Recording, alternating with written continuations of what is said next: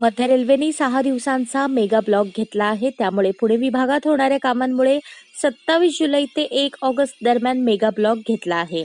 19 गाड्या त्यामुळे रद्द केल्या आहेत, तर 22 गाड्यांचे मार्ग बदलले आहेत. यामुळे सोलापूर पुणे इंटरसिटी 3 दिवस रद्द केली आहे.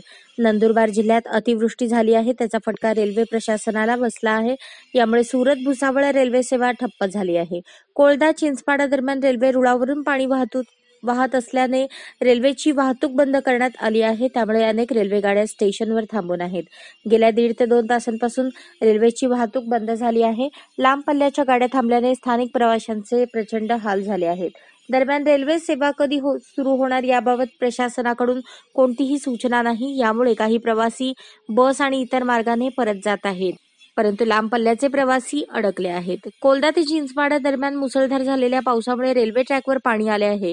रेल्वे ट्रॅकवर पाणी शिरल्याने रेल्वे कर्मचाऱ्यांकडून रेल्वेला वाट दाखवतानाचा व्हिडिओ व्हायरल झाला आहे. नंदुरबार जिल्ह्यात आणि गुजरात राज्याच्या डांग जिल्ह्यात होत असलेल्या पावसाचा फटका रेल्वेला बसला आहे.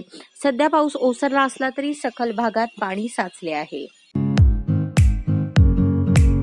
या बातमीपत्राचे प्रायोजक आहेत जय जवान जय किसान सैनिकीय स्कूल, नेहरू नगर, सोलापूर. अशाच नवनवीन अपडेटसाठी जनता राज्य न्यूज चॅनलला सबस्क्राईब करा, लाईक करा आणि शेअर करायला विसरू नका.